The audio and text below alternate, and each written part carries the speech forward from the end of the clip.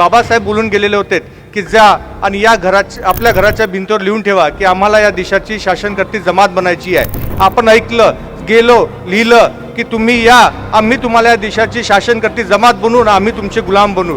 गेल्या 70 वर्षापासून गुलामीत खितपत पडलेला हा समाज मला बाहेर काढायचा आहे. ज्याही गावात गेलो, ज्याही ठिकाणी गेलो मी प्रचारासाठी, तिथे मी बघितलं की एका गावात 2 पार्ट्या आहेत. दोन्ही पार्ट्या पाटलांच्या आहेत. पाटलांच्या वाड्याबाहेर एक खुटा काढलेल्या आहेत आणि त्या खुट्यात कुठेतरी माझा समाज बंधुआ मजूरमध्ये लटकलेला आहे. तो खुटा उपटायचा असेल तर तुम्हाला वंचितांना मतं द्यावं लागेल. तो खुटा बाहेर काढायचा असेल तर तुम्हाला सिलेंडरला मतदान द्यायचं असेल आणि तो खुटा नाहीसा करायचा असेल तर तुम्हाला बाळासाहेब आंबेडकरांचे हात मजबूत करायचे असेल. बाळासाहेब आंबेडकरांनी जोही तुम्हाला उमेदवार दिलेला आहे तो अगदी उच्च शिक्षित आहे, तरुण आहे, शिकलेला आहे, न्याय हक्कासाठी लढणार आहेत आणि मी तुम्हाला खात्री देतो वंचित बहुजन आघाडीच्या समस्त पदाधिकाऱ्यांकडनं आणि माझी स्वतःची पण की रक्ताच्या शेवटच्या थेंबापर्यंत लढणारा हा लढवय्या उमेदवार इथे उपस्थित आहेत, या मंचावर उपस्थित आहेत आणि लढता लढता या उमेदवाराला मृत्यू आला तरी चालेल, पण तुमच्यासाठी, तुमच्या न्याय हक्कासाठी कोणाही पुढे झुकणार नाही, विकणार नाही आणि तो पैसाच आजपर्यंत पैदा झाला नाही जो बाळासाहेबाच्या रक्ताला विकत घेऊ शकतो, जो बाळासाहेबाच्या शब्दाला विकत घेऊ शकतो,